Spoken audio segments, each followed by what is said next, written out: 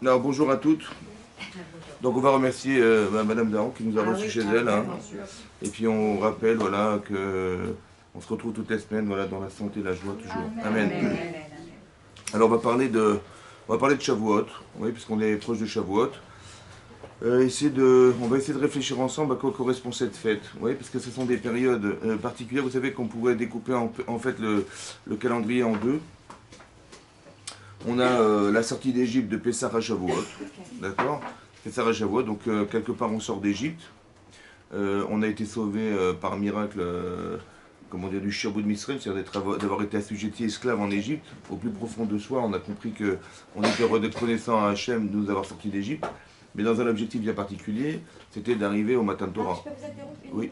Est-ce que je prépare un café ou un café au lait? Non, on va les laisser faire. D'accord. Je ne sais pas trop comment vous Merci organisez. beaucoup. Voilà, c'est gentil. Merci beaucoup. Et donc d'arriver, l'objectif c'était d'arriver au Matan Torah. D'accord. Donc c'est une période d'évolution, on va essayer d'évoluer ensemble, essayer d'atteindre quelque chose qui est le désir d'accepter la Torah et la volonté de faire exister la Torah dans le monde. Voilà. Il y a une autre période qui s'appelle, qui est de Rosh Hashanah jusqu'à Atzeret. Rosh Hashanah, qui est le jugement d'Hachem, Atzeret, Simchat Torah. Et donc on voit effectivement que on accepte Hachem à Rosh Hashanah, d'accord, on accepte Hachem, à Kippour on fait Teshuvah. On accepte nos erreurs, on se remet en cause, c'est fondamental la remise en cause, n'est-ce pas? Ensuite, on va arriver à Sukkot. Sukkot qui est, en fait, Sukkot c'est une sorte d'exil, en fait, parce qu'on sort de chez soi, de son confort, et on se met en une forme d'exil qui correspond effectivement à se dire, ben, il n'y a que Hachem qui peut nous aider, nous sauver, voilà. Et aussi, et on sort de là et on va faire la Simchat Torah. Donc il y a une période qui s'appelle Simchat Torah, qui est de fêter la Torah, et l'acceptation de la Torah. D'accord. Maintenant, l'acceptation de la Torah, elle s'est faite d'une façon particulière, puisque c'est marqué dans la Gemara dans le Shabbat, qu'Hachem, il a dit c'est simple, écoutez, c'est simple, hein, je vous mets la montagne sur la tête, si vous acceptez la Torah, tant mieux, sinon, Sham Tiekvoratrem, là-bas, vous pourrez vous enterrer avec. Donc on est dans la crainte, là on est dans la crainte d'Hachem, et là on est dans la Simcha. Quelle est la différence fondamentale entre Shavuot, d'accord, qui est le jour où on reçoit la Torah, et Simchat Torah, où on fête la Torah? C'est la différence, elle est fondamentale. Maintenant, on sort d'Égypte. Ok, on a dit Naaseh Venishma, parce qu'avec tout ce qu'Hachem nous a fait comme miracle, Hachem nous a fait des miracles extraordinaires, les Makot Mitzrayim, les plaies d'Égypte, on est arrivé devant la mer Rouge, on était bloqué entre la mer, le désert, et les Égyptiens, et Hachem, il nous ouvre la mer Rouge, on traverse la mer Rouge, on a fait la Shira, et ensuite on va accepter la Torah. Et on va accepter la Torah en disant Naaseh Venishma. Naaseh Venishma, ça veut dire qu'on va accepter de faire tout ce qu'Hachem nous demandera de faire. Évidemment, aveuglé par le fait d'avoir été sauvé par un Kadosh Baruch Hu, qu'est-ce que vous voulez dire d'autre? D'accord. Donc ça veut dire que c'est vrai, on s'est senti dans le devoir d'accepter Hachem. Quelqu'un qui nous sauve la vie, n'importe quel service qu'il nous demandera, on le fera. Donc Hachem dit, écoutez, je vous donne la Torah, vous la voulez, mais évidemment qu'on va accepter. Seulement, il faut bien comprendre derrière tout ça qu'il y a une forme de, si vous voulez, entre guillemets, d'obligation d'être. C'est-à-dire que on vous demande d'être reconnaissante. Ouais, on vous oblige à l'être. Parce que quelle est l'ingratitude qu'on pourrait exprimer quand on nous a sortis d'Égypte? C'est impossible. Mais quelque part, on a été forcé. Un peu. Vous comprenez ce que je veux dire? C'est-à-dire qu'on est comme des enfants à qui on rend service, et puis on n'a pas d'autre recours que de dire merci à ceux qui nous ont aidés, qui nous ont partagé leur chesed. Voilà, c'est comme ça que ça marche. Oui. Maintenant, est-ce que c'est crédible? Est-ce qu'on est crédible? On est les bons élèves. On dit Naaseh Venishma, mais est-ce qu'on est crédible? Non. Non, pourquoi on n'est pas crédible? Aux yeux d'Hachem. d'Hachem. Pas vraiment. Pourquoi? Ah, qu'est-ce qui manque? Qu'est-ce qui nous manque? La compréhension, il manque la volonté. Et on fait. Ben, on n'a pas eu le choix. On n'est pas crédible parce qu'on n'a pas le choix. Ceux qui sont sortis d'Égypte, ils n'ont pas eu le choix. Mais leurs enfants, ils auront le choix. Et leurs petits-enfants, ils auront le choix. On n'est pas crédible. Ça veut dire qu'on n'est pas crédible dans le sens où on s'est senti obligé d'accepter. Vous comprenez? On n'avait pas le choix, mais toujours avec, bien sûr, avec un bon cœur, évidemment, parce qu'on est reconnaissant du bien. On est à Karatatov, c'est-à-dire qu'on est reconnaissant du bien qu'Hachem nous a fait. Mais quelque part, il y a eu des miracles incroyables qui se sont organisés autour de nous, qui nous ont obligés à accepter Akadosh Baruch Hu. Parce que quand on fait des miracles, on ne peut pas renier ce qui s'est passé. C'est tellement extraordinaire. C'est-à-dire que c'est surhumain ce qui s'est passé. C'est au-delà de la nature ce qui s'est passé. On ne peut pas renier qu'Hachem, il ait fait ça, c'est impossible de renier ça. Et donc on sait qu'on l'a fait que exclusivement pour nous. C'est que nous. Autour de nous, on sait pertinemment que ça ne s'est pas passé comme ça. Les plaies d'Égypte, elles ont touché les Égyptiens en particulier, mais nous, on n'a pas été touchés. Donc on a canalisé, on a ciblé le peuple juif. On l'a fait pourquoi? Parce qu'un jour, Hachem, il avait promis à Abraham qu'on devait sortir d'Égypte. Il avait promis à Abraham. Et l'objectif, c'est quoi? Évidemment, c'était de recevoir la Torah. C'était ça le message. Maintenant, qu'est-ce que veut dire recevoir la Torah? C'est intéressant qu'on réfléchisse. Et qu'est-ce que veut dire accepter la Torah? Parce que comment ça s'appelle? On dit Matan Torah. Matan, ça veut dire quoi, ce Matan Torah? Matan, c'est un cadeau. Matana, c'est un cadeau. Mais Matan, c'est le don de la Torah. Donc, est-ce qu'on est plus dans le fait qu'Hachem, il nous ait donné quelque chose ou qu'on ait accepté quelque chose? Nous, on dit Naaseh Benishma. Vous voyez, qu'est-ce qui est plus important, d'avoir accepté la Torah ou d'avoir reçu la Torah? Et dans quel ordre ça se passe? Est-ce qu'Hachem nous donne la Torah et nous on l'accepte? Ou alors parce qu'on accepte, alors on nous la donne? Non. On accepte, on nous la donne. C'est ça. Maintenant, pour qu'on l'accepte, Hachem, il a créé un terrain extraordinaire pour l'accepter. D'accord? C'est-à-dire qu'il a fait qu'on est sorti d'Égypte, Hachem, il a fait que, comment vous dire, il nous a montré un amour exceptionnel. Je veux dire, vous avez compris, tout ce qui s'est passé, c'est démonstrateur de la volonté qu'Hachem, il avait de nous sortir de là. Ça va? Hachem est en souffrance de nous voir en exil. D'accord? Hachem est en souffrance de savoir que son peuple, qui n'est pas encore le peuple, dans la potentialité que représente le clan Israël à l'époque, c'est qu'un potentiel, on est bien d'accord. On n'est pas le Ham Israël, on n'est encore pas le Ham Israël. Ce peuple-là n'existe pas. Il va naître le jour, c'est un accouchement, la sortie d'Égypte, vous comprenez? Et donc, qu'est-ce qui va se passer? On va accoucher du peuple juif qui va accepter d'être le peuple juif au moment du Matan Torah. C'est là qu'on devient solidaire, c'est là qu'on devient le peuple en soi. Donc Hachem, il a fait dans cette volonté-là de nous unir, de faire en sorte qu'on va pouvoir se retrouver avec le peuple du clan Israël. C'est ça qui est très important.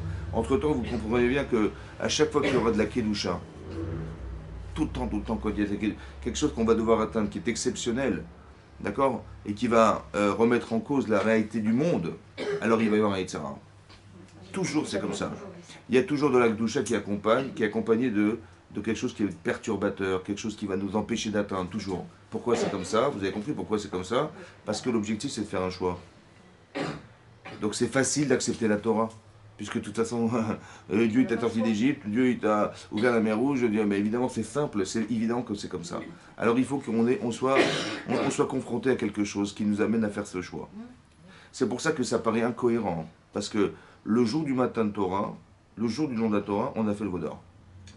Ça veut dire qu'écoutez-moi bien, le 17 Tammuz, c'est le jour où on aurait dû recevoir les premières tables de la loi. C'est là qu'on a fait la chose qui est la plus expressive de la trahison qu'on avait d'Hachem. Est-ce que vous comprenez ce principe? Mais comment c'est possible qu'on ait pu faire une chose contraire à ce qu'on attendait? Parce que l'Yetzirah est très très fort. Oui, mais comment c'est logique? Est-ce que c'est... Je l'entends, mais comment humainement ça soit logique? C'est-à-dire qu'Hachem, il a envoyé des Sarah, que j'ai compris, mais comment nous on est tombé là-dedans? Voilà. Comment nous on est tombé là-dedans? On a eu un doute. Mais comment on peut tomber dans l'extrême? Hachem, il vous sauve la vie et vous le trahissez en faisant un Vodazara, c'est impossible, vous comprenez? Comment ça s'explique? Alors écoutez-moi bien. En fait, pour comprendre le libre arbitre, il faut comprendre qu'il y a des situations où on n'a pas de libre arbitre. Quand on vous sauve la vie, quand on vous sort d'Égypte, on vous sort d'un esclavage qui a duré des centaines d'années, quand vous étiez au plus bas, parce qu'on est arrivé au 49e degré de Touma, etc., et qu'on vous permet d'accéder à l'extraordinaire, je veux dire, est-ce qu'on a le choix de refuser? Non. Est-ce qu'on a cette liberté de dire non, écoute, repasse demain, on verra, je vais réfléchir? Non, ça n'existe pas. Alors, est-ce qu'on est libre? Est-ce qu'on a choisi volontairement? Est-ce que ça s'appelle un choix? Non. C'est pas nous qui avons choisi, c'est le désir qui est en nous de ne pas renier. Mais est-ce que si on n'avait pas eu toute cette faveur, on aurait accepté la Torah? On aurait peut-être été comme les autres qui ont dit qu'est-ce qui est marqué dans la Torah? Dites-moi ce qui est marqué. Alors, je vais voir si c'est à mon avantage ou à mon inconvénient. Vous comprenez? On aurait fait comme ça. Mais on n'a pas pu se permettre de poser la question. Parce que la reconnaissance que nous avons eue d'avoir été sauvés est beaucoup plus forte que la question. Je n'ai pas de question. C'est ça, Naaseh Benishma. Je n'ai pas de question. Mais est-ce que c'est moi qui décide ou c'est cette volonté en moi qui est de ne pas renier qui décide? Ah oui, parce que on m'a tellement rendu service. Quelqu'un qui nous aurait sauvé de la noyade, il peut nous demander n'importe quoi, hein, on acceptera. Mais est-ce qu'on est libre? Est-ce qu'on a choisi? Non. C'est tributaire d'avoir été sauvé, vous comprenez ou pas? Cette chose-là, elle ne rentre pas dans les critères d'une volonté d'Hachem. Pour Hachem, c'est pas ça qui va articuler la volonté d'accepter la Torah. Vous avez compris? Alors qu'est-ce que fait Hachem? Alors il va augmenter le Yetzirah. Lequel? Celui du passé. On était Ovédé à Vodazara. C'est vrai? On était idolâtres. Alors on va remuer un peu le passé. Un peu. Ça veut dire qu'Hachem, qu'est-ce qu'il fait? Il augmente le désir. Il n'est pas volontaire, on n'a pas envie de pratiquer la Vodazara. On n'a pas envie de renier Hachem, on n'a pas envie. Notre volonté, c'est d'accepter la Torah.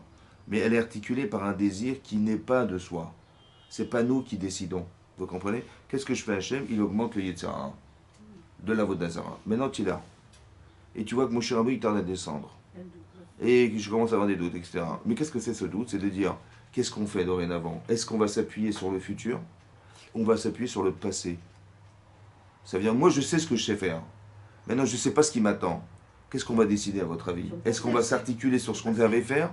Ou on va s'articuler sur ce qu'on ne sait pas, ce qui nous attend? Et bien on va s'articuler. Voilà, donc le passé, c'est ça qui est marqué. Qu'est-ce qu'il fallait faire en vérité? C'est là qu'il fallait décider non. Il fallait dire non au passé et dire oui. Je ne sais pas ce qui va se passer. Je ne sais pas comment. Attendez, mais Moshe n'est pas là. Comment on va faire? On n'a pas de solution, vous comprenez? Qui c'est qui peut remplacer Moshe Rabbeinu? Personne ne remplacera Moshe Rabbeinu.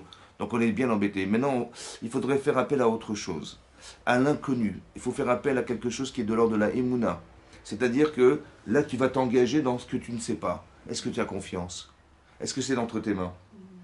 Non. Alors c'est qui va décider? Ben, c'est Hachem, mais ça on n'a pas pu.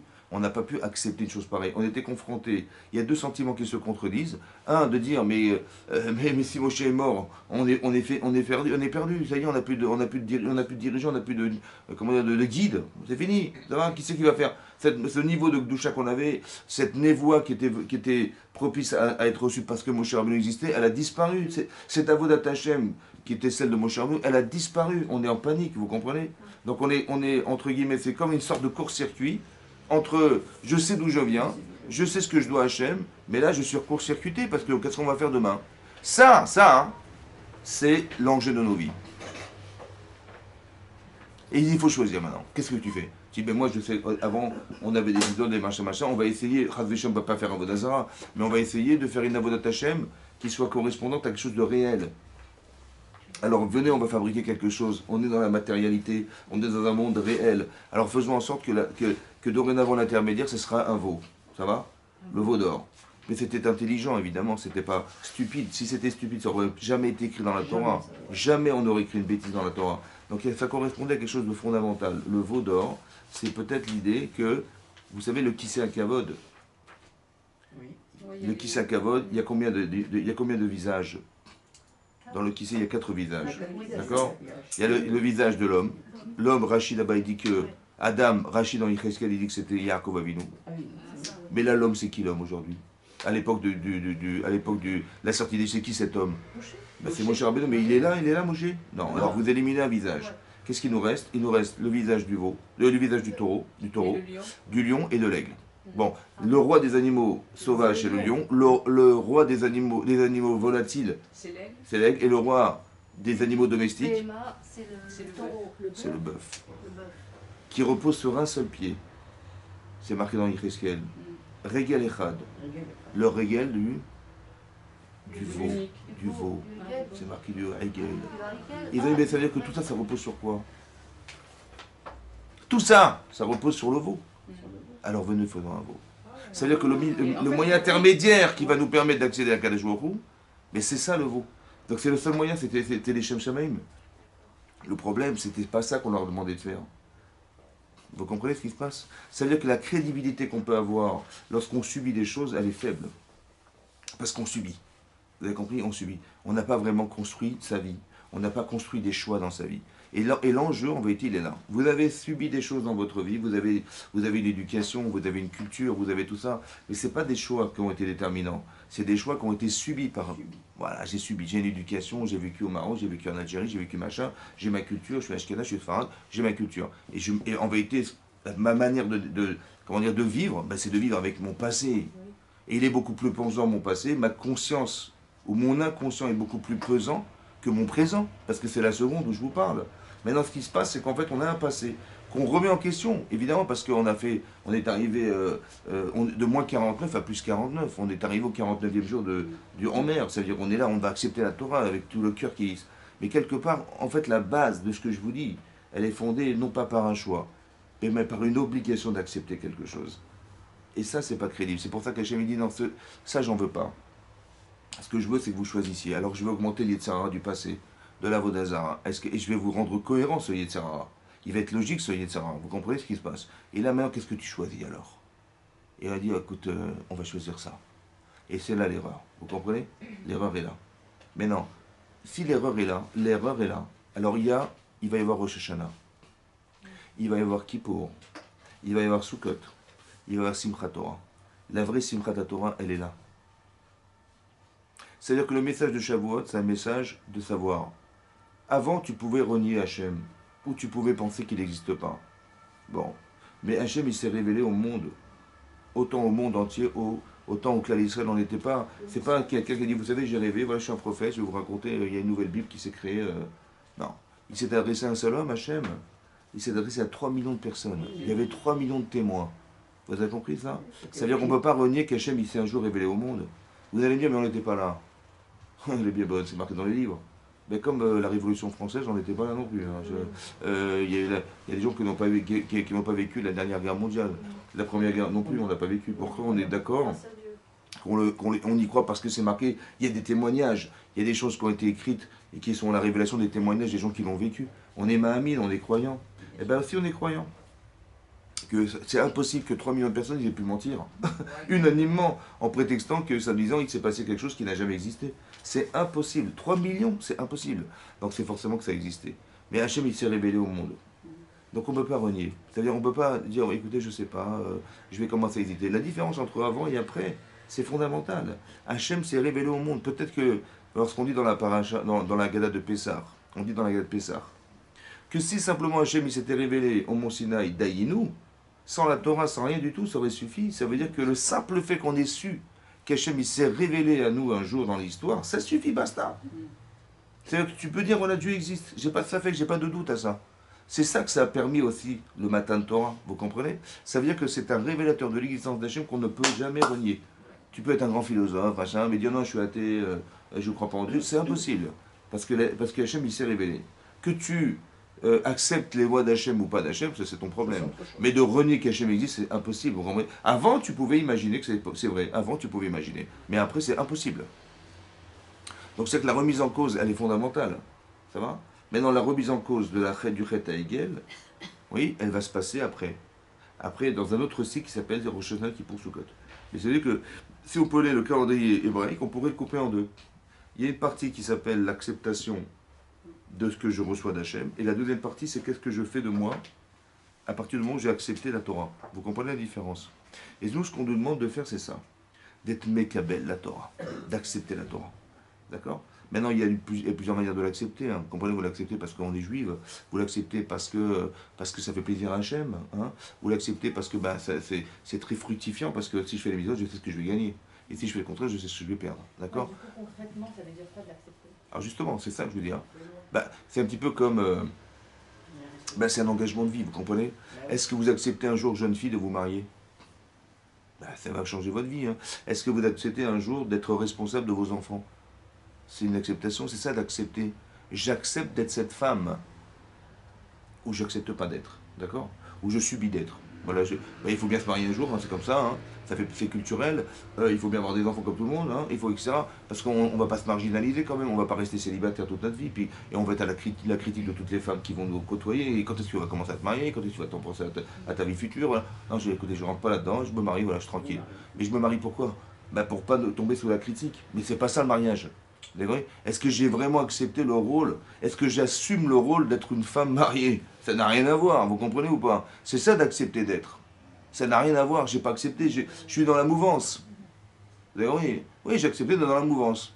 Mais non, on t'a pas demandé d'être dans la mouvance, on t'a demandé d'être cette femme.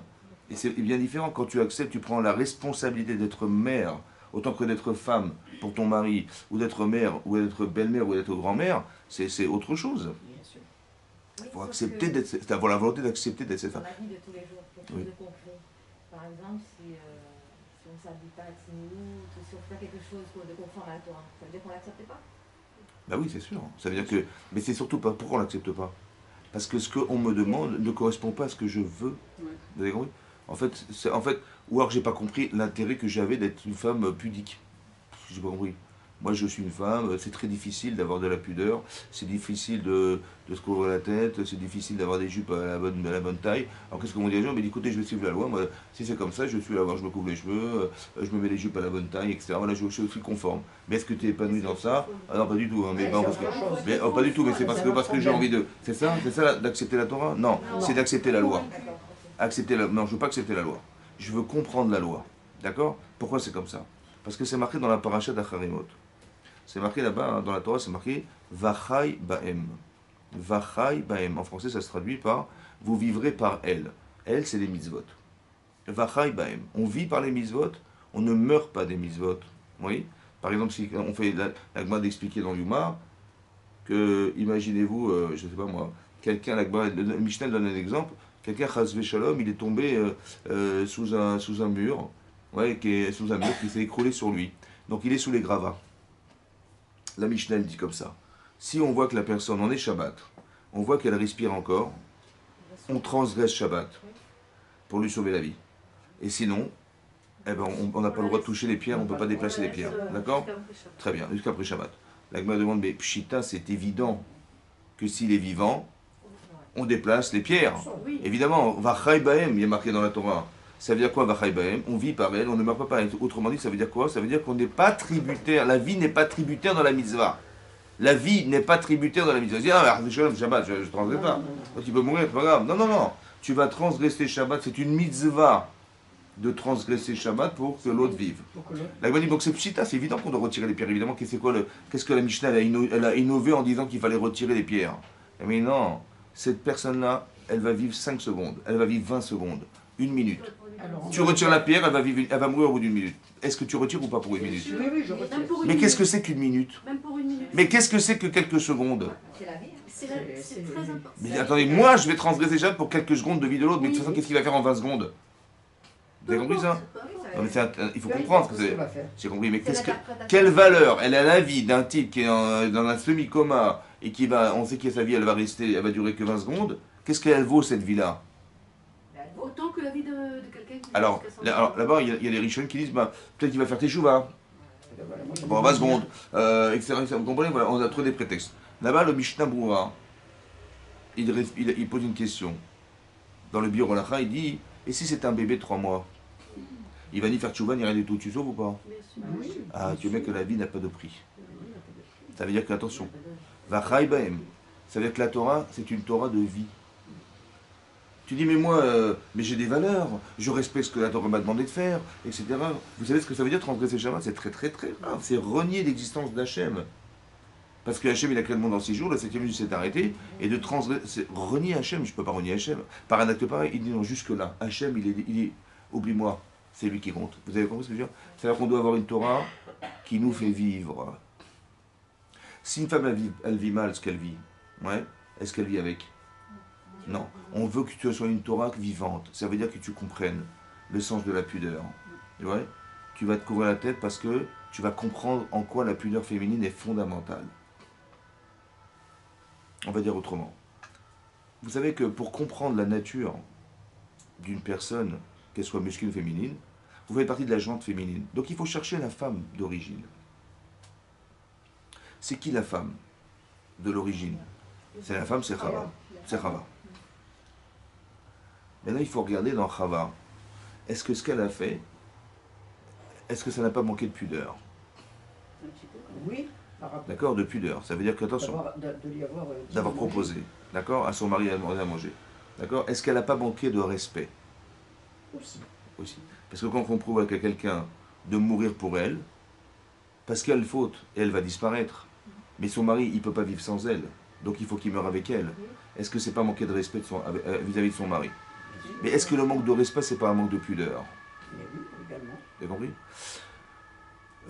Encore une fois, elle a été attirée parce que de nature, elle est émotionnelle, une femme est émotionnelle, donc elle est attirée par quelque chose d'émotionnel. Elle a vu que là, oui, il était beau à voir, il était nechmad agréable, il était plaisant, il était tov. Évidemment qu'une femme elle est attirée par ce genre de choses, d'accord? Donc en fait, c'est de nature, il faut comprendre sa nature. Mais est-ce qu'elle savait qu'elle allait mourir? Oui, elle savait. Ah oui, En mangeant, on lui a dit, si tu manges du Hetzadat, tu mourras.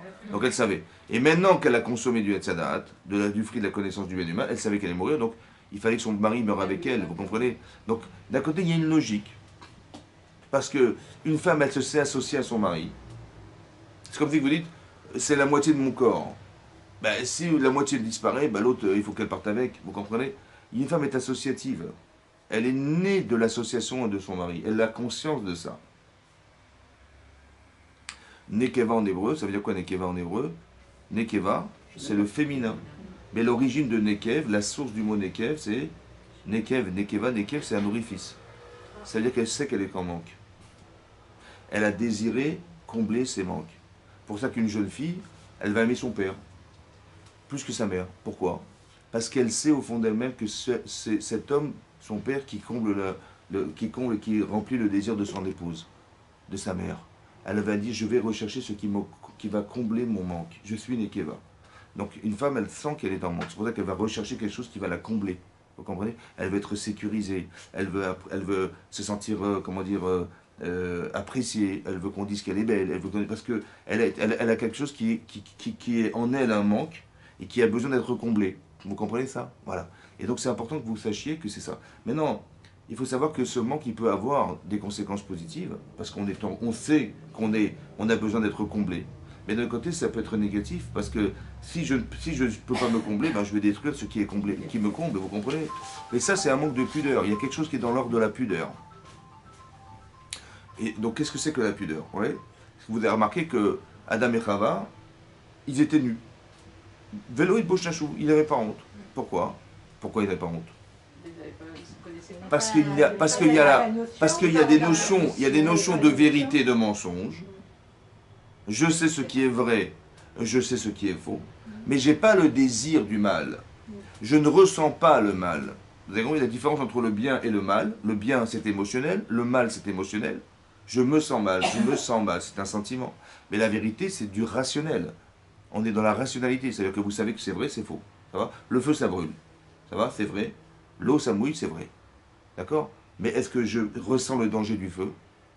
Non. Je n'ai pas ce sentiment. Vous comprenez? Je n'ai pas le sentiment, l'émotion que revêt le fait du bien et du mal.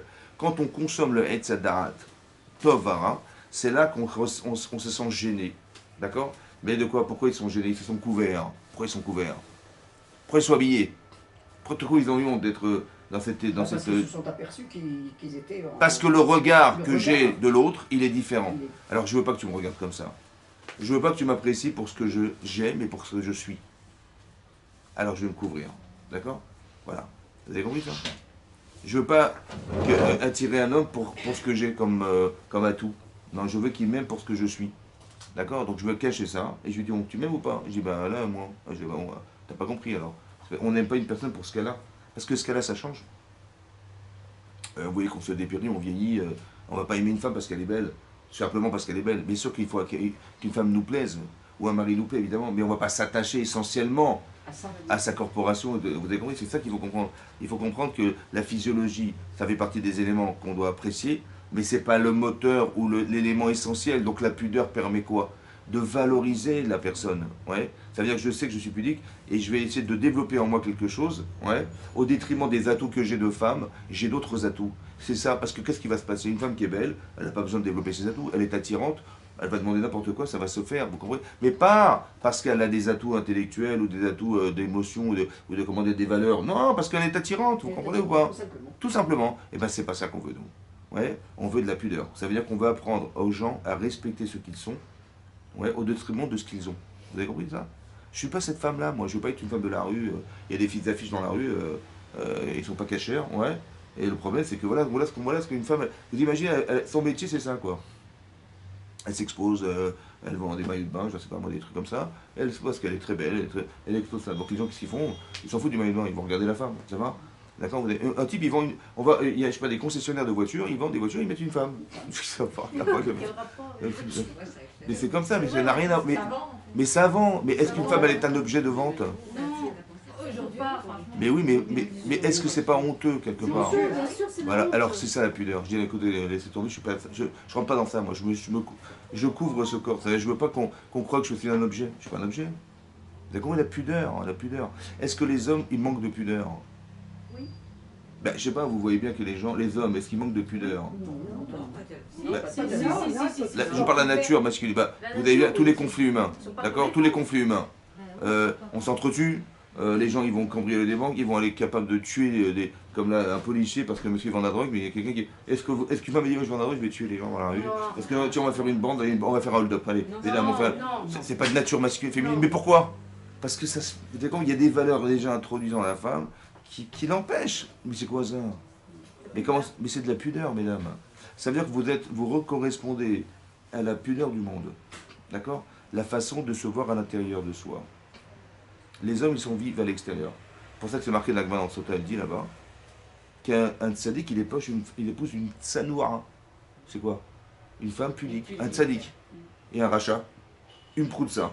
Parout, ça veut dire extérieur. Un type, il a une belle voiture, il a une belle maison, il a une belle femme. Ça va? Mais est-ce qu'il aime sa femme? Non. Il aime sa voiture comme il aime sa femme comme il aime sa voiture. Il aime sa femme comme il aime son. Bah oui, mais c'est comme ça. Vous savez, c'est marqué dans la Megillat Esther que dans la Megillat Esther, c'est marqué que après que Haman il est proposé à Achashverosh, de prendre sa femme. Ouais, pourquoi? Parce que qu'est-ce que diront les autres femmes? Elles ont vu dans le gala, Madame la Vashti, elle s'est rebellée contre son mari, elle a refusé de se présenter après l'ordre de son mari. Vous imaginez, mais comment les femmes elles vont prendre exemple? C'est une forme de rébellion. Vous avez compris, quoi? Vous avez compris, quoi? Vous avez compris là? Il a dit, mais toutes les femmes vont se révolter. Elles ont vu dans le gala, dans je sais pas quoi, dans Voici, dans le truc. Et c'est passé dans les médias que Madame, elle s'est rebellée. Donc toutes les femmes du royaume, elles vont se rebeller contre leur mari. Donc elle n'a pas seulement fauté vis-à-vis de vous, monsieur Rajverosh, mais vis-à-vis de toutes les femmes du royaume. Vous avez compris le truc ou pas? Il est un peu. Ils ont eu peur d'être dominés. Alors il dit, écoutez, il vaut mieux qu'on la tue, comme ça. On dit ça se fait pas. Vous comprenez, ça se fait pas. Et qui c'est qui a fait ça? C'est lui. Après qu'il ait perdu sa femme, Achashverosh, il a regretté sa femme. Comme ça, c'est marqué dans le texte. Il a regretté son épouse. Et il a regretté quoi? Sa beauté. C'est un combat lourd. Il a regretté sa beauté. Ah bon, c'est ça qu'il a regretté? Oui. C'est un peu honteux quand même. Il a regretté sa beauté. Il n'a pas regretté la femme. Hein. Il a regretté le décor. Des blessures. Mais si elle a été de Sanoa. Vous savez pourquoi elle a été condamnée? Quel jour elle a été condamnée à Vashti? Quel jour de la semaine? Shabbat. Shabbat. C'est comme ça que c'est marqué, Shabbat. Et elle s'est présentée nue, parce que quoi? Parce qu'elle dénudait les femmes juives dans le royaume. Pour divertir. Le jour du Shabbat. Alors Mida Keneged Mida, elle est morte comme ça dans ces conditions-là. Mais qu'est-ce qui lui a manqué à cette femme? C'est ça une femme. C'est ça, tu fais ça comme ça, tu exposes. Vous avez compris, le signe de la pudeur. C'est-à-dire qu'on n'est pas ça, on est moins que ça. Donc la pudeur, ça permet. Mais quand je l'ai compris, bien sûr que j'adhère. Mais quand je n'ai pas compris, je dis, mais on m'a dit de faire, moi je fais la loi, je vais la force. Non, tu dois vivre avec la Torah. Qui est Chayenu, c'est notre vie. On vit avec, on ne meurt pas avec. Mais vivre avec, ça veut dire de comprendre fondamentalement que. Vous avez compris ou pas? Vivre avec. Il y a des gens qui vont plus défendre la loi que défendre la personne. Par exemple, il y a des gens qui vont être en guerre avec leurs enfants parce que pour eux, ça ne correspond pas exactement à ce que la Torah demande. Ouais. Il y a des gens, des enfants, il y a des gens qui vont craquer, malheureusement, ouais, ils vont lâcher la Torah. Qu'est-ce que font les parents? Ben, ils les chassent dehors. Ils disent, je ne peux plus te voir. Comment tu fais ça devant moi? Et ouais, c'est ça qui se passe. Oui, non. Et écoutez bien, essayez de décrypter. C'est-à-dire, j'ai mon enfant et l'amour que j'ai de lui. Oui. Et qu'est-ce que je fais? Je défends la loi au détriment de la vie. Non? Mais après, ça dépend des degrés de... Je défends la loi. Si tu respectes pas la loi, tu sors dehors. Est-ce que je dois respecter la loi ou je dois respecter la vie? La vie. Donc comment je dois faire? Avoir du cœur. Qu'est-ce que je dois faire? Je lui dis, ben, je comprends. Attendez, s'il a lâché la Torah, il y a une logique derrière ou pas? Mais je l'accepte pas, sa logique. Parce que la loi est prioritaire sur la logique humaine. Vachai Bahem, dit la Torah, tu vis avec elle, la loi, tu ne meurs pas avec elle. Mais si tu vois que la loi, elle tue ta vie, elle tue ce qui t'entoure, c'est ça qu'il fallait faire, c'est ça l'attitude qu'on doit avoir. Non. Ça, c'est ça qu'on aurait eu le jour du Matan Torah. Mais quand on est passé par Rosh Hashanah, on est passé par Kippour, on est passé par Sukkot, Simchat Torah, je comprends que la Torah est une solution à ma vie. Elle ne me pose pas de problème. Mais là, ça se pose un problème. Parce que regarde, ton enfant, il lèche la Torah, etc. Et comment tu vas réagir à ça? Tu dis, est-ce que la priorité, c'est l'amour que tu as de ton enfant au détriment de la loi? Ou c'est la loi au détriment de l'amour de ton enfant? La priorité, c'est l'amour. Vous avez compris? Vachai bahem, attention, vachai bahem. Mais ça, il faut avoir une forme de... Il faut avoir compris la Torah. Il faut avoir compris ce que tu as accepté. Tu dis, mais j'ai accepté la loi, moi, je me suis soumis à la loi. Mais non, il faut se soumettre à la vie qui est dans la loi. Vous avez compris ça? Vachai bahem, on vit avec la Torah. C'est les valeurs qui comptent. C'est pas... Vous avez compris? Les valeurs qui comptent. Et lorsqu'on a des valeurs, ben la priorité, bien sûr, et quand on voit qu'on est... Quand on voit qu'on estime, quand la personne, elle se rebelle, peut-être qu'on a mal agi vis-à-vis de l'enfant aussi. Peut-être qu'on lui a imposé la Torah. On n'a pas respecté sa nature. On lui a mis un degré d'acceptation de la Torah qui était au-dessus de ses moyens, peut-être aussi. Et donc il a fait un rejet. C'est logique ou pas? Mais non, mais au contraire, j'ai accéléré ton acceptation de la Torah. Mais non, tu m'as pas accéléré, tu m'as imposé. Et à chaque fois qu'on impose, écoutez bien, à chaque fois qu'on impose, quoi que ce soit, hein, ça ne marche pas, ça retourne contre toi. Pourquoi c'est comme ça? Pourquoi c'est un rejet? Pourquoi? Hein? Et pourquoi il doit choisir lui? Mais je lui ai imposé ce choix. Je dis, mais c'est pour ton bien, mon chéri.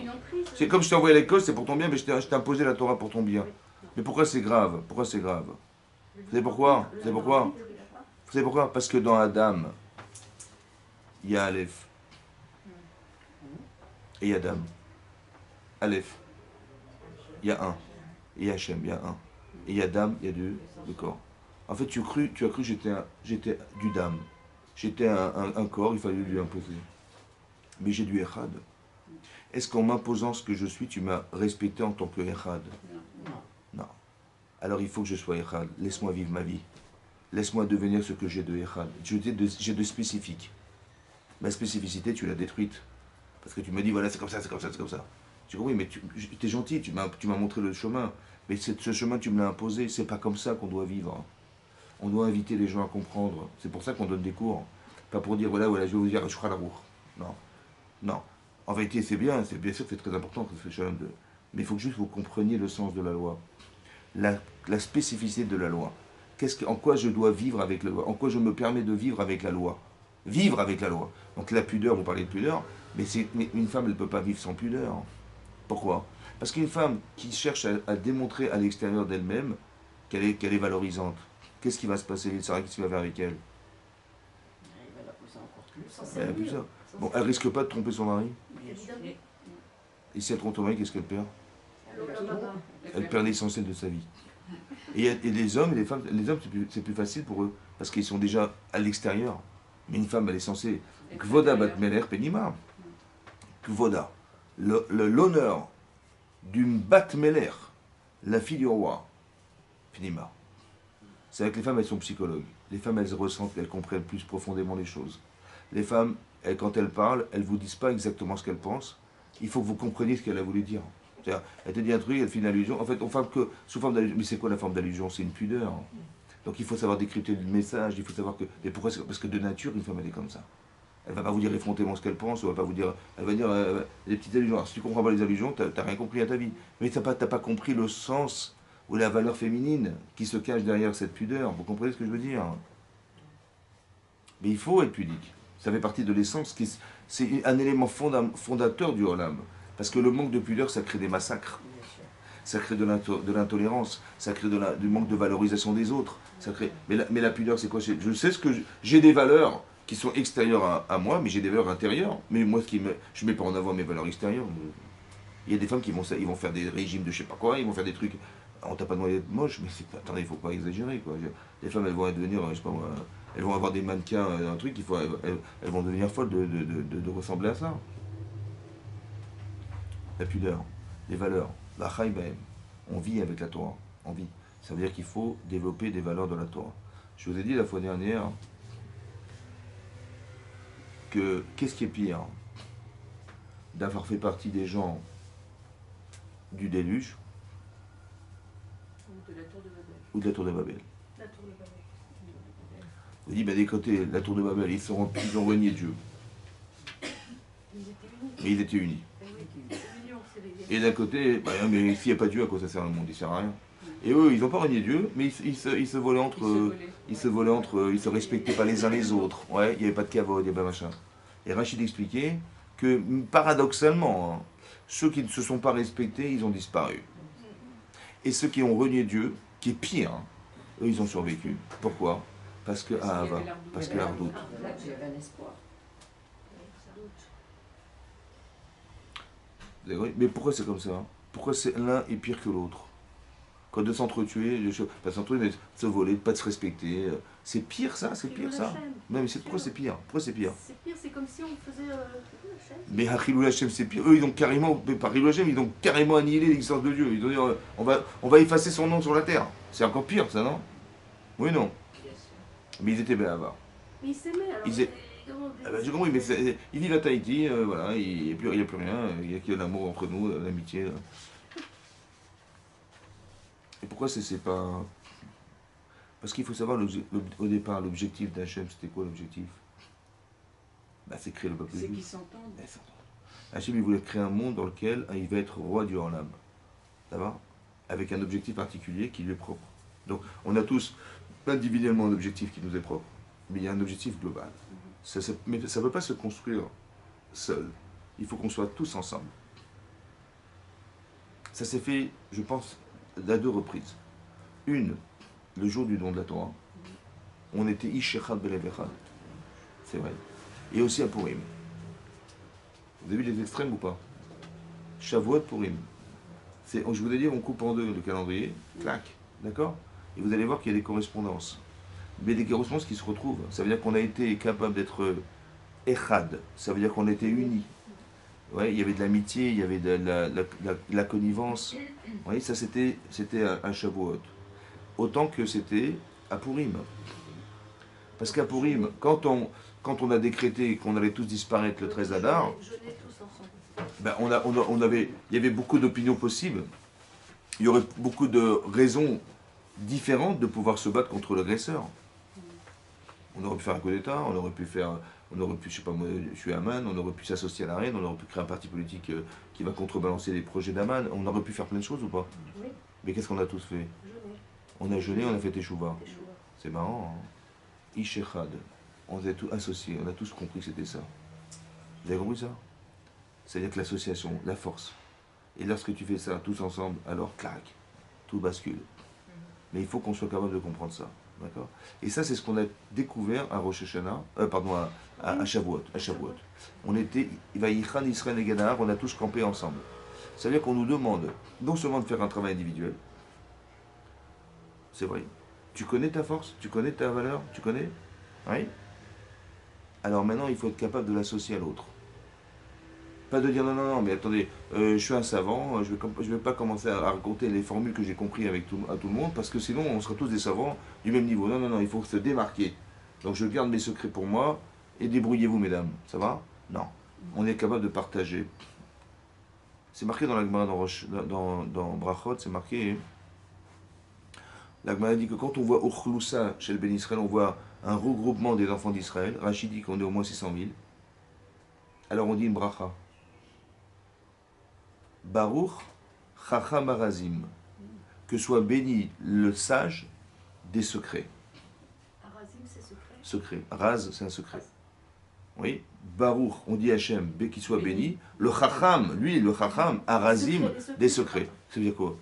Alors Rachid explique qu'Hachem, il connaît ce qui se cache dans le cœur de chacun. Attendez. Mais dans le cœur de chacun, ça veut dire que c'est quoi le Raz, le secret? En vérité, vous savez, vous avez un secret en vous. Vous avez un secret en vous. Un secret en vous, chacun. C'est quoi les secrets? Le secret, c'est ce que je ne sais pas. Même moi, je ne sais pas, mais je vais le découvrir. Il faut que je sois capable de découvrir en chacune d'entre vous ce qui fait votre spécificité. Vous avez tous quelque chose de secret en vous. C'est ce qu'Hachem il a décidé. Mais lui, il connaît le secret de chacun. Donc quand on voit ça, on dit purée, Baruch Hachem, qu'il ait créé toutes ces différences. Mais chacun, on a tous un secret. Quelque chose qui nous est propre. Vous avez compris ça?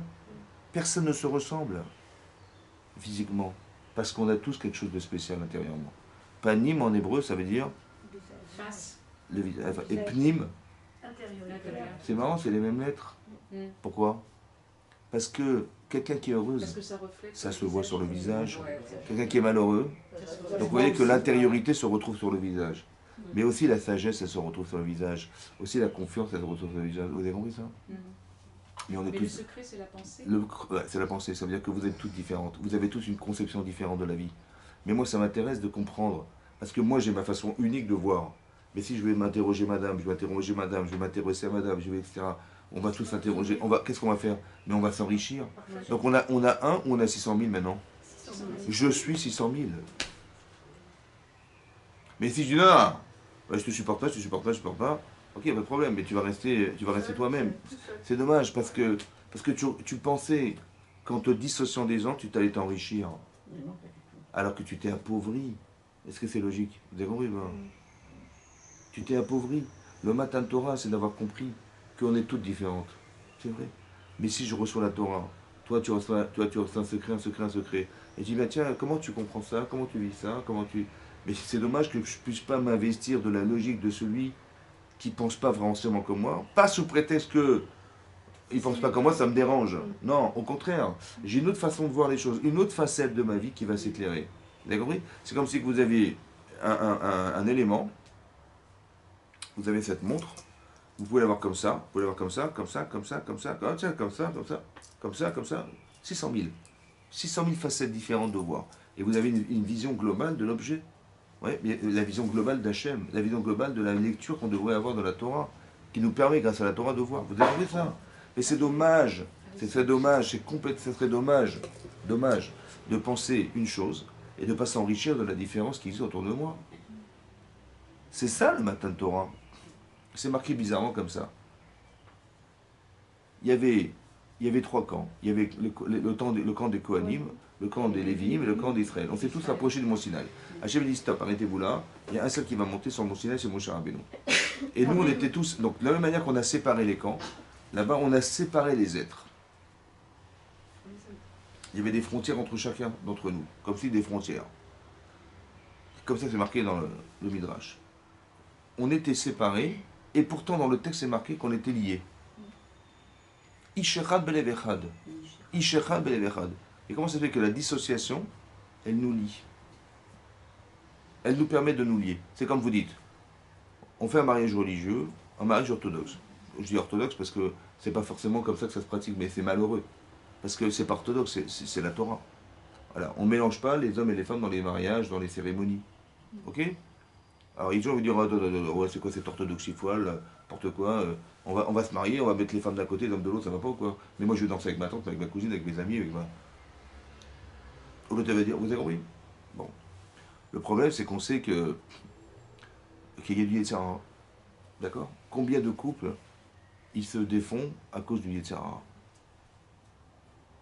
Maintenant, d'un côté, il a eu une aventure avec sa secrétaire. L'autre avec un collègue du bureau. Machin. Qu'est-ce qui va se passer? Mais alors que ça s'est suivi, alors qu'est-ce qu'on fait alors? Est-ce qu'une femme elle va supporter que son mari l'a trompée? Est-ce qu'un homme il va supporter que sa femme le trompe? Donc ils vont divorcer. Maintenant ils vont divorcer. Donc qu'est-ce que j'ai gagné? Ben, j'ai gagné, j'ai eu un petit plaisir d'avoir une rencontre extra-conjugale, ouais. Mais d'un côté j'ai perdu ma famille, hein. J'ai perdu ma femme, j'ai perdu mes enfants, j'ai perdu tout. Maintenant, bon, alors on s'est séparés. Alors il va revoir ses enfants une fois toutes les 2 semaines. Il va devoir se remarier parce qu'il va refaire sa vie. Il va avoir 2 enfants. Allez, il va les partager entre les autres, avec ceux-là, avec sa femme, son ex-femme. Tralouedas, d'accord? Bon, ouais, c'est ça. C'est une catastrophe, ça va? Catastrophe. Maintenant, l'Israël existe ou pas? Donc si on mélange les hommes et les femmes elles viennent en dos nu, les machins, les trucs. Voilà, elles s'exposent, mesdames. Évidemment que le regard des hommes, il va être un peu différent, un petit peu, ça va? Qu'est-ce qu'on fait alors? Qu'est-ce qu'on fait? Ah, vous savez ce qu'on va faire? On va faire un mariage entre femmes. Voilà. On met la kala, on met le khatan et que des femmes. Voilà. Comme ça, au moins, il n'y a pas d'Yetzirah. Bon, la femme, elle va dire, ok, moi je suis très heureux, il y a mes amis, mais l'homme, le mari va dire, mais écoutez, mais je suis désolé, mais j'ai pas mon père, j'ai pas mes frères, j'ai pas mes amis, j'ai personne. Je dis, bah, il a raison. Bon, alors on va faire l'inverse. On va mettre une femme, la kala, le khatan et que des hommes. Bon, elle va dire aussi, je suis désolé, je veux retrouver ma mère, je veux retrouver mes... Alors comment on fait alors? C'est ce qu'on va faire? La méritza. Maintenant, est-ce que la séparation, elle nous sépare ou elle nous rapproche? Elle nous rapproche. Parce que maintenant qu'il y a la séparation, on est tous présents. Ah. Et nous, on a cru qu'on s'était séparés. Mais la séparation, elle ne nous a pas séparés. Elle nous a permis d'être toutes présentes à la simcha du Khatan et Kala, sans qu'on soit dérangé par les Tzara. Voilà, c'est ça la Kedusha. J'ai trouvé un système où on est cachère, j'ai pas dit Tzara, et alors on fait quelque chose de fantastique. La séparation n'est pas là pour nous séparer, mesdames. Elle est là pour constituer ce que nous sommes. C'est pareil. En vérité, on devrait se séparer des autres. Entre guillemets, ça veut dire, je veux comprendre fondamentalement qui je suis. Je veux comprendre fondamentalement quel est mon secret. Quelles sont mes vraies valeurs, quelle est mon intelligence, le seuil de mes capacités, de mes compétences. Je vais savoir ça. À partir du moment où je sais le voir chez moi, je sais le trouver chez les autres. Et si je sais le trouver chez les autres, je peux m'associer à cette différence pour enrichir ce que je suis. Donc au départ, on se sépare. Mais en vérité, au fond, l'objectif, c'est d'être liés dans nos différences. Vous avez compris? C'est ça le peuple juif. J'ai vu une fois dans un Sefer, il expliquait le Or Racha, c'était le Rav Simcha Zissol, il expliquait comme ça. Que quand Rachel, elle a vu Léa rentrer sous la roupa, elle a donné des signes à sa sœur. Exceptionnel. Ça dépasse même l'exception. C'est marqué là-bas hein, que quand Hachem, il détruit le Beth Amikdash, le premier temple, il a exilé les Juifs en Babylonie. Nebuzradan, qui était le chef de l'armée de Nebuchadnezzar, il a donc accompagné les Hébreux à l'époque, il les a sortis d'Égypte, dans leur exil en Babylonie. Mais ils vont passer devant la tombe de Rachel. Et là-bas, il y a marqué Rachel Mevakal Banea. Elle va pleurer pour ses enfants. Là-bas, dans le Midrash, c'est marqué, il y a un Midrash dans Echa, au début d'un Pticha de Echa, c'est dans l'introduction de Echa. Là-bas, c'est marqué la chose suivante. Keshim a dit donc, Avram trouve des arguments pour qu'ils reviennent en Israël. Il a dit, je ne peux pas. Donc, il a demandé à Yaakov, Israël, etc. Il a demandé personne. Rachel a dit, moi j'ai un argument. Elle a dit, voilà, moi, quand ma soeur elle est rentrée, je ne l'ai pas jalousée. C'est vrai que les Israël font un Vodazara, il y aurait des raisons que, entre guillemets, tu sois jaloux. Mais moi, j'ai pas à jalouser ma soeur. Alors toi aussi, ne jalouse pas le cas d'Israël. Et Hachem, il a dit, Yes Sachar l'ifou la terre. Tu as un salaire pour ce que tu as fait. Alors tes enfants, ils retourneront en Israël. 70 ans plus tard. D'accord? Mais non. D'accord? Mais non. Ah, d'accord, je finis tout de suite là. Donc, il y a un salaire pour toi. Maintenant, le Rav, il a demandé là-bas, il dit, mais je comprends pas. Est-ce que c'est possible que Rachel, elle ait fait de la morale à Hachem? On dit, moi, j'ai pas jalousé. Ma soeur ne soit pas jalouse. Ne soit pas jaloux du peuple juif. C'est logique, ça? Donc, qu'est-ce qu'elle a dit à Hachem? Elle a simplement dit. Qu'est-ce qu'elle lui a dit au fond? Ça n'a pas de sens de dire, moi, j'étais pas jalouse, ne sois pas jaloux. Comme si Dieu est jaloux, quoi. Vous avez compris? Comme je dis, moi, j'ai pas. Toi, retiens-toi. Moi, je suis retenu. Retiens-toi, je t'en prie. Mais Dieu ne va pas se retenir. Ouais. Qu'est-ce qu'elle a dit elle a dit comme ça. Elle a dit, vous savez quoi, j'aurais pu, moi, épouser Yaakov. J'aurais fait un scandale. J'aurais dit à mon père, écoute, mais qu'est-ce que tu fabriques là? Tu fais rentrer ma soeur sous la roupa, mais ça n'a aucun sens, c'est tout. Mais Yaakov, il ne veut pas épouser ma soeur, il veut épouser moi. D'accord? Donc, qu'est-ce que tu fais rentrer ma soeur dans la roupa? Ça va? Et donc, elle aurait épousé Yaakov. Il aurait ressemblé à quoi, le clan d'Israël? Il aurait ressemblé à Yaakov Avinu et à Rachel. Il dit, non, j'ai vu chez ma soeur des valeurs exceptionnelles. C'est dommage que le clan d'Israël n'en profite pas. Alors, viens, on va l'associer. Mais j'ai fait ça pour toi. Pourquoi? Parce que la variété que tu vois aujourd'hui, tu vois Réhouven, Shimon, Lévi, machin, mais c'est tous des gens différents. Ils ont tous des secrets différents. Et cette variété, elle s'est faite parce que j'ai sacrifié, entre guillemets, mon amour propre pour toi, Hachem. Pour que le clan Israël soit plus original. Et toi, tu vas détruire ce que j'ai fait pour toi. Vous avez compris ce qu'elle a dit, Hachem? Elle dit, moi, j'ai mis de mon côté mon orgueil, on va dire, mon amour propre, parce que j'ai dit, mais j'ai fait tout à gagner d'épouser Yaakov Avinu. J'ai le Olam, j'ai le clan Israël pour moi. J'ai dit, non, pour peu que le clan Israël soit plus original, parce que ma soeur, elle a quelque chose de spécifiquement original, alors j'ai accepté de faire pour toi. Et tu veux détruire ce que j'ai fait pour toi? Hachem m'a dit, tu as raison, il est Sachar il faut la terre. Mais c'est de la provocation qu'il a fait, Hachem. Vous avez compris pourquoi? Parce qu'en vérité, au fond, c'était en elle, mais est-ce que c'était exprimé? Non. Alors il fallait qu'elle l'exprime. C'est ça, vous avez compris quoi? Il faut que vous soyez capable de vous exprimer dans la vie. On a tous un secret, mais il faut que ça s'exprime. Mais ça peut se comprendre que si on est pudique. Parce que je vis à l'intérieur de moi-même, je ne vis pas à l'extérieur de moi. Une femme qui vit à l'extérieur de soi, elle dit, mais qu'est-ce qui fait mon père? N'importe quoi. Mais je sais combien les valeurs de ma soeur sont importantes. Ça s'appelle de la pudeur. Ça veut dire de la compréhension intérieure. Et je sais ce que le clan Israël va gagner si Yaakov il épouse ma soeur. Ça va? Parce que moi j'ai des valeurs, mais ma soeur elle en a d'autres. C'est dommage qu'on ne profite pas de la différence pour faire que le Klal Israël, il ait une variété, un éventail large de différences. Vous avez compris? Pas qu'ils se ressemblent plus ou moins les uns les autres, 12 enfants, ils ressemblent un peu à Jacob et un peu à Rachel. Non, j'aurais tellement aimé qu'on partage. Vous avez compris ce que je veux dire? Mais ce sacrifice-là, c'est de la pudeur, mesdames. Parce que l'orgueil, c'est de s'exprimer à l'extérieur en disant mais c'est moi qui vais être la femme, c'est moi qui vais être le... On a fait un travail d'introspection et un travail de compréhension de soi qui fait que, donc je me sépare pour mieux m'associer. Vous avez compris? Voilà. Et ça, c'est ça d'accepter la Torah. C'est ça. Le travail qu'on fait entre Pessah et Shavuot, c'est de comprendre fondamentalement les valeurs qu'on représente. Et en association avec l'étude de la Torah, en comprenant qu'il y a des valeurs de la Torah, il y en a qui ne sont pas des valeurs de la Torah. Mais quelles sont les valeurs de la Torah ou pas, j'en sais rien. Ben, je vais lire. Je vais regarder le Pirkei Avot. Ouais. Je vais voir les valeurs. Une femme, elle va apporter de l'amour dans la Torah à ses enfants. Le mari, il est là pour structurer, mais l'amour, c'est la femme qui la donne. Vous avez compris ou pas? C'est ça, mais c'est quoi l'amour? C'est ce qui est intérieur. Le mari, il est structuré, le papa, il fait comme ça, il fait ça, fait pas ça. Donc il est structuré, il vit les choses de l'extérieur. Mais une femme, elle met de l'âme là où il y a du corps. Voilà, c'est votre rôle. Merci. Razak, mesdames. Merci beaucoup.